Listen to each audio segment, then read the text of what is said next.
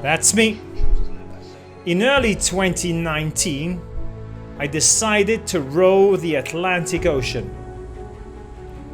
For the next 2 years, I trained relentlessly. Indoor rowing was a key part of this training, and by the end of it, I completed a staggering 8 million meters on my indoor rower. I also wanted to make sure that I was really physically fit for the challenge. So my training program included countless hours of running. In the morning, in the afternoon, the evening, at night, in rain and sun, and even snow.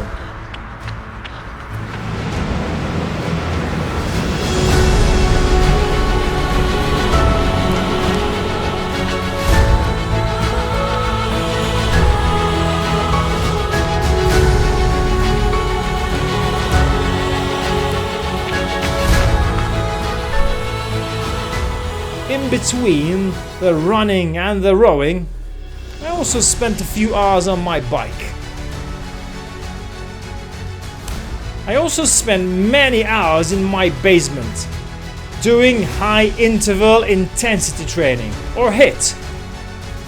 The interval training consists of numerous exercises where you train really hard for example, 3 minutes, and then rest for 30 seconds.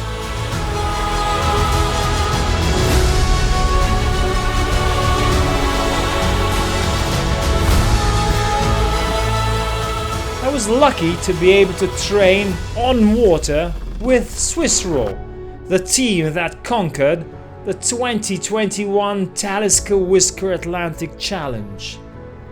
I joined them whenever I could, and we mainly rowed on Lake Lucerne. Well, one thing's for sure, the views were fantastic.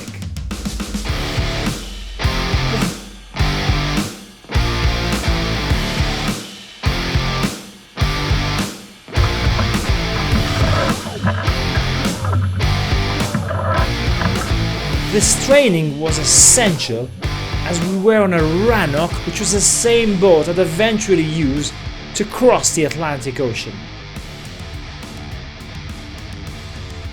This one here is the famous Jasmine II, the boat which won 3 editions of the Talisker.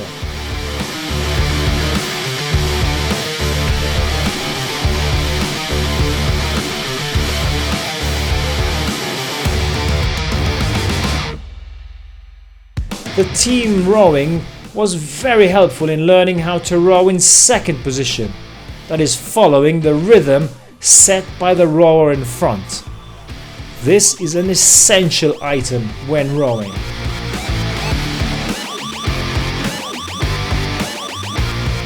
This training also gave me the opportunity to try the ready-to-eat meals. You know, I quite like them.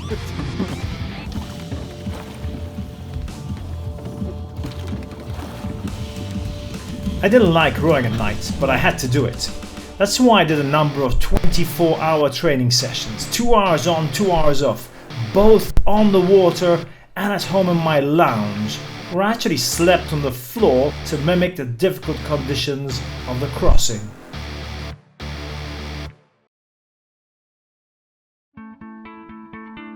To complete this challenge, we'll be using a Rannoch 45, probably the best ocean-going rowing boat available. The boat is nearly 9 meters long and just over 1.7 meters wide, and will be home for our 4-member team for around 50 days. There are 2 cabins on either end of the boat. This is where we'll be sleeping and living when we are not rowing. The rowing area is in between the 2 cabins. There is place for 3 to row at the same time. This is also where most of the storage area is found. We need to carry food for 55 days plus on board, apart from other equipment. The water maker is also situated here. The bottom of the boat is flat, making it more stable and able to carry heavier weights. This also allows us to surf the waves.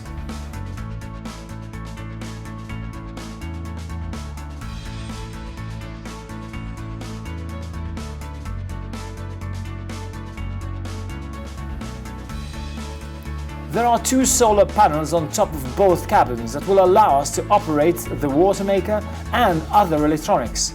We can also charge phones, laptops, MP3 players and other fun stuff.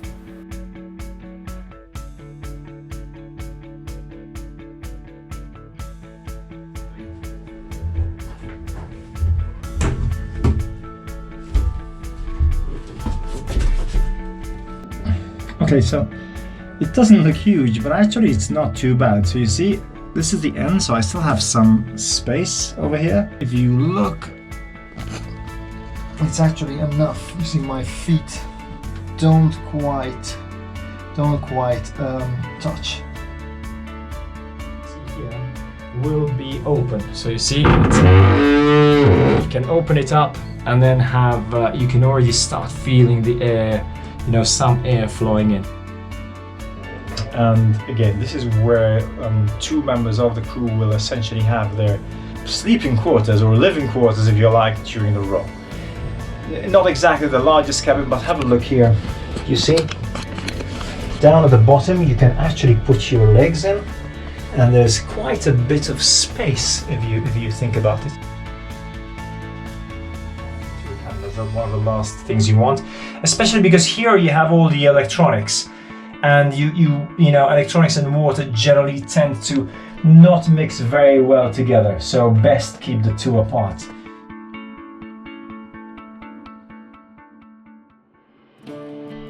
I've just come out of 2 weeks of recovery after my operations on my wrists for carpal tunnel. Just 2 weeks, 2 difficult weeks actually, with no training at all. The pain was quite severe in the hands. And the only thing I could do was actually push-ups, which was what the doctors recommend. The more you use your hands, the quicker they heal. Now, for the past week, I've actually started training again. I first started at home on the machine, and now finally I've got on the water, and I'm training back again, actual rowing. So that's great. It's 2.5 months left. I'm now trying to get back into shape. It's amazing what 2 weeks off does to you. And yeah, let's go, let's do it. The team met in Amsterdam, and together we drove 32 hours down to Portimao with our boat Rose. She would take us across the Atlantic Ocean, nearly 6,000 kilometers, to the French Guiana capital, Canary. In the weeks before leaving, I got my kit ready. Bad weather gear, vitamins, torches, phones, an iPad, camera, shoes, water bottle, washing stuff, all sorts of pills, sun cream and more. I'll end up needing far less than I actually took. Our captain also got all the food and equipment ready. His house was filled with boxes, bags and other material we needed, including the red poo bucket. It didn't last long actually. And the black shower bucket, which then became the poo bucket. Few trips to the supermarket allowed us to get some provisions before leaving on the 1st of March 2021. With the COVID pandemic in full swing, locals and expats living on yachts got us on our way.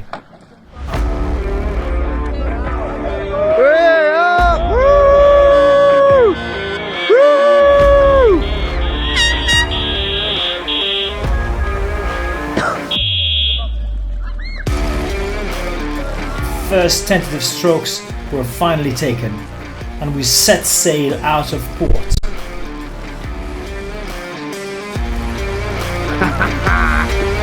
Oh, I love it.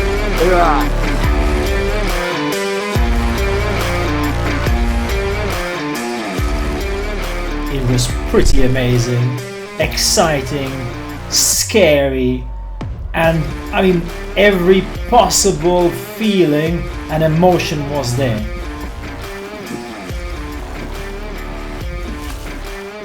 Slowly, we made our way out into the unknown.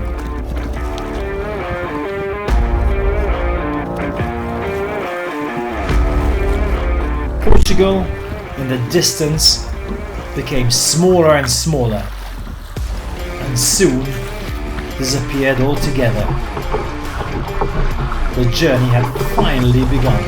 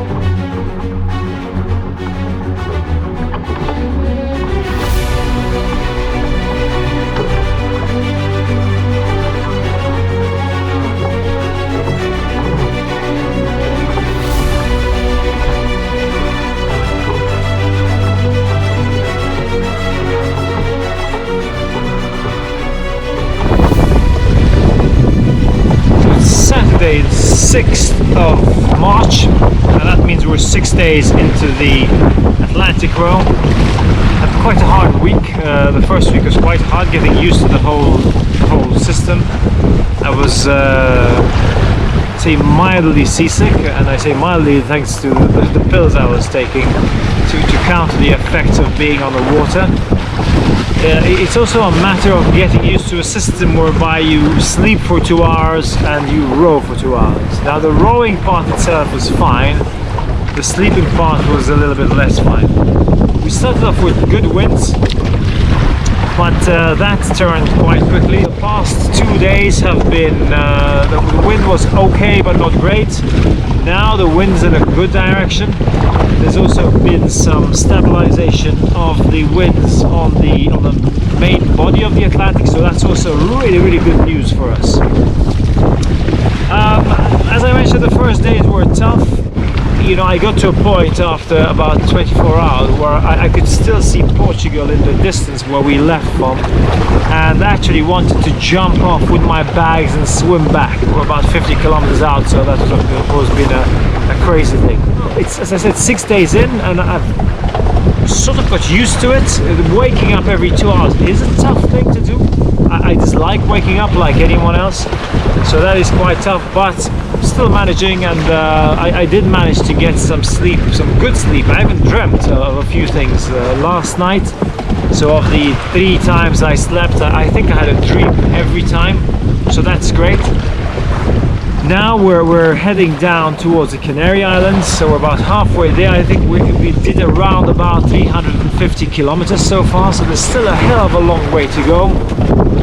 We're scheduled to do about 6,000 kilometers, ending the journey around about mid to end April.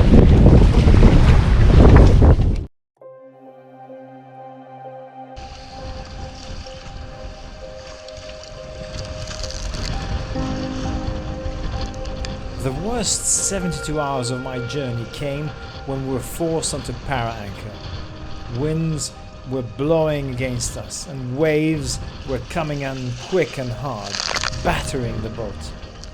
I spent this time in a cabin the size of a small cupboard with 2 crew members. We were crammed in like sardines. It was hot, wet, and I could barely breathe. The constant movement meant that reading or using the phone were out of the question. It was uncomfortable and boring. I went out a few times to stretch and get some fresh air. More than once, I was soaked as waves hit the boat from all directions. On one occasion, a large wave hit the back of the boat and came crashing down onto the rowing area, exactly where I was sitting. I really felt like crying, to be honest.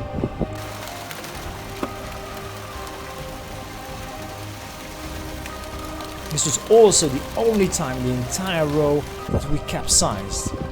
Happily, the boat quickly righted itself, and I could continue waiting for the weather to change.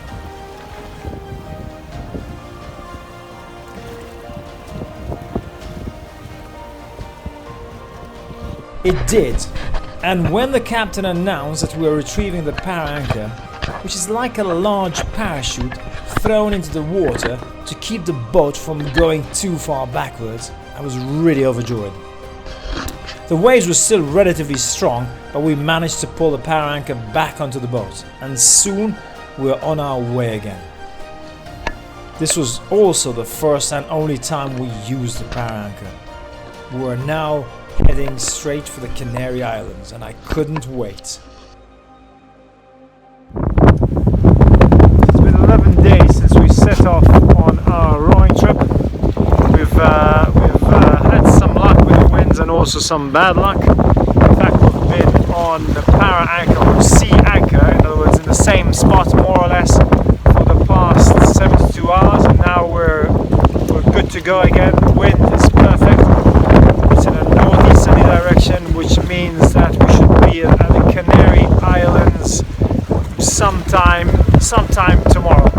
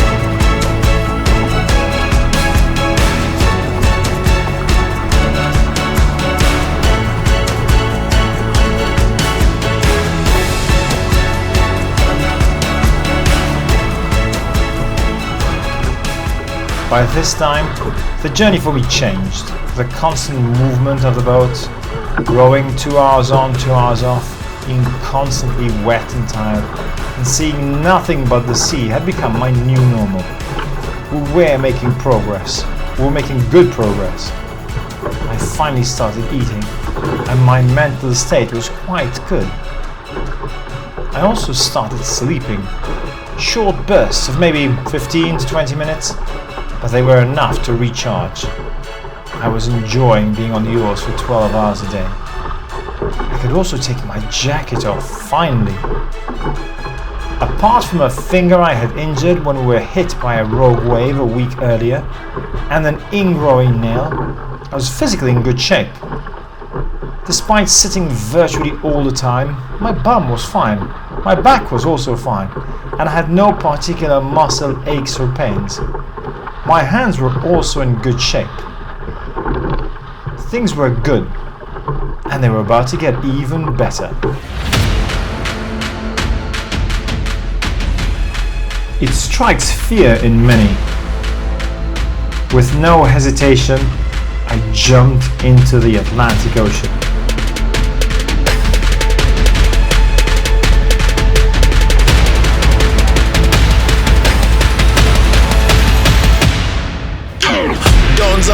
door shut, D&D, so don't call up. A few missed meals, so what? Crunch time, about to crawl up. I'm a force under big pressure. Under pressure, they sprawl guts. If you coasting with a mediocre, then any over, you cold luck. I've been about the grind, though. Got plenty of receipts, too. My lower back tell me all the time, what 12 hours on repeat, dude. But can't stop when I don't got breaks. I've been putting in years, dude. Ain't it funny how you get lucky when you work harder than your peers do?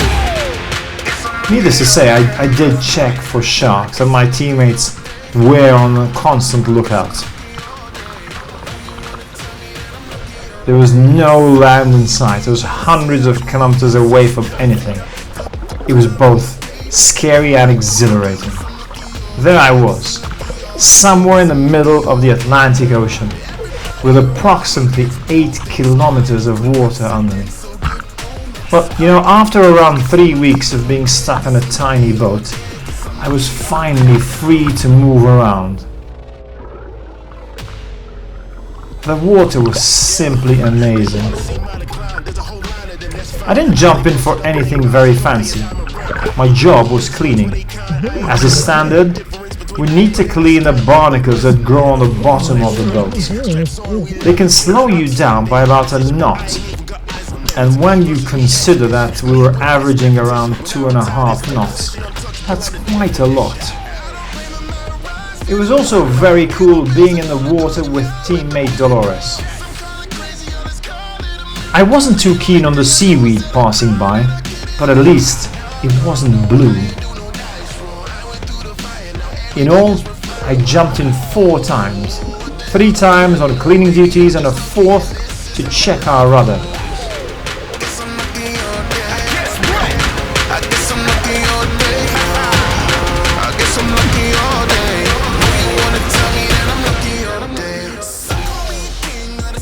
There wasn't too much wildlife when we crossed.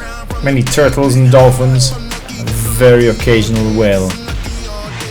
Now what are you seeing here are not photos of the sea, but my unfortunate attempt at capturing wildlife on my camera. And finally I managed. I admit, they're not great, but you can see the dolphins. They often came around to play, but rarely lasted long, as we're probably going too slowly for them.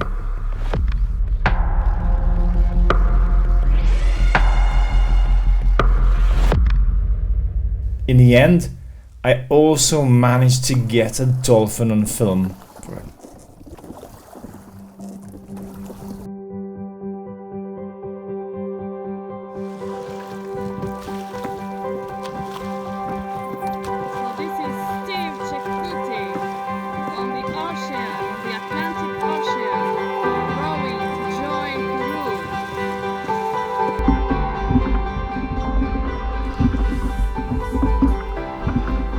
One thing we did a lot of was rowing.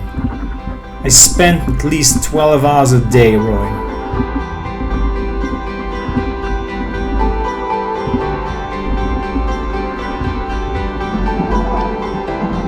There were times when it was boring, other times when we faced difficulties, when the going was rough, when spirits were low and everything seemed to go wrong. But for the most, it was great. I found the simplest of things enjoyable, like seaweed floating by.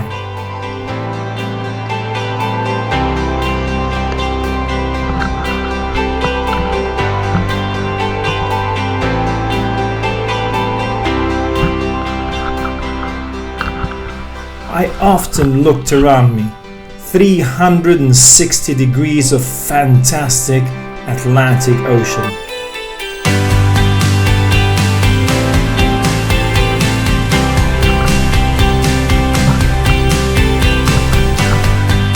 I happily rowed as every stroke, of which I took around 500,000 in the nearly 52 days at sea, meant getting closer to my goal and reuniting with my family.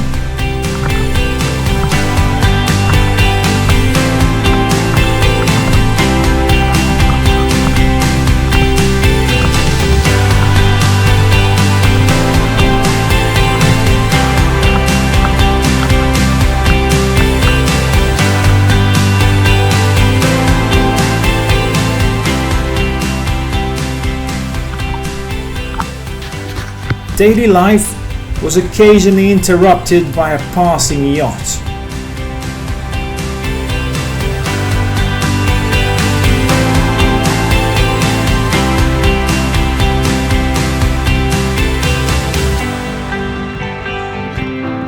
Or a massive cargo ship. Who would have thought that a cargo ship could be so exciting? It was. Any sign of life was amazing.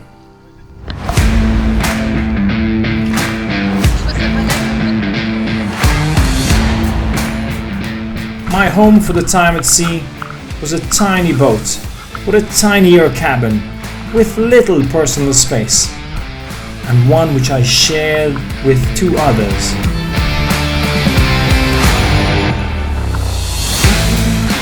And her.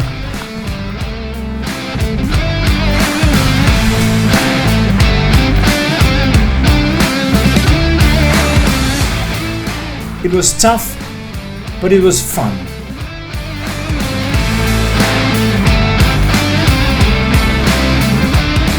I even enjoyed the ready-to-eat meals, and also enjoyed the on-board routines we had, like chatting, exploring stars at night, or looking for snacks.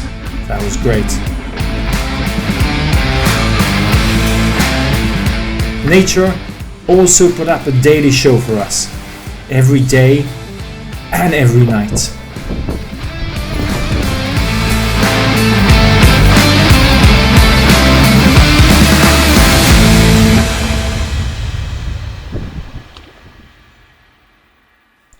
After just under 52 days, I finally saw tiny dots of light. We had made it to South America. You know, we endured a bruising 3-hour battle against currents, including a near capsize, before we actually made it to French Guiana. We did it. Seeing land after so many weeks was simply amazing. I was officially an oceaneer.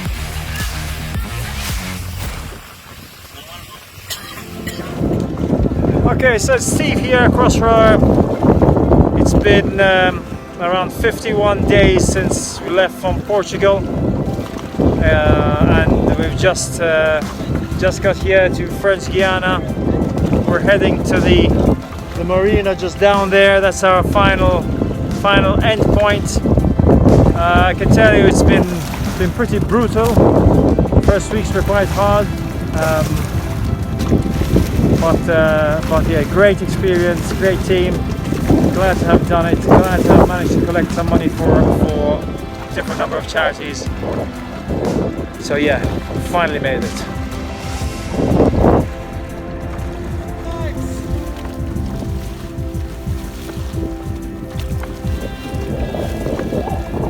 As we made our way up the Moher River, we were greeted by the family of one of the team, who very kindly brought us a few cans of cold beer, our first cold drink in 52 days.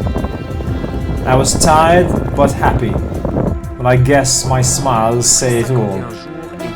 We also made it to the local news. Arrivent à l'entrée du Maïuri.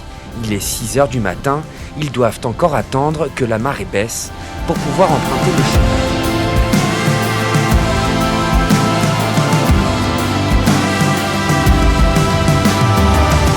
Lost 18.5 kilos during the crossing. After 4 days spent relaxing in the French Guiana, I finally got onto my flight back home. The plane was nearly empty because of COVID restrictions. What had taken me 52 days on water would now be accomplished overnight. It was time to go home. All the way across the Atlantic, I had my brother Michael in mind. His battle against a malignant brain tumor inspired me to take on this battle of my own. We fought endlessly when we were kids, but he was always my inspiration. Even my choice of name, Crossrower, was inspired by Mike. Somewhere in the middle of the ocean, I finally let go of my grief for his loss and started celebrating his life. finally had closure. He was gone, but very much with me in my heart. He still is today.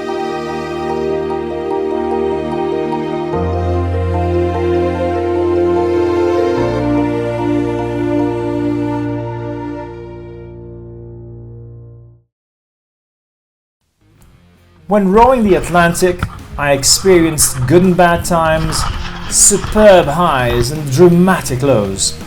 I gave up hope and then bounced back. I found out there are many more layers below rock bottom, and also realized that you can achieve anything if you believe in yourself. The journey helped me find myself and also rekindle my love affair with the ocean. When I finished my row, I said I'd never do it again. I lied. In December 2025, I'll be competing in the world's toughest row as a solo rower.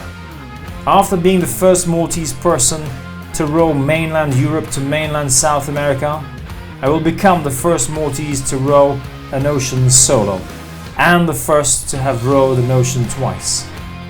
Something tells me that this won't be my last. The toughest part of this adventure will be making it to the start line. From there, it's me and the ocean. My plan is to get to the other side, Mother Nature permitting.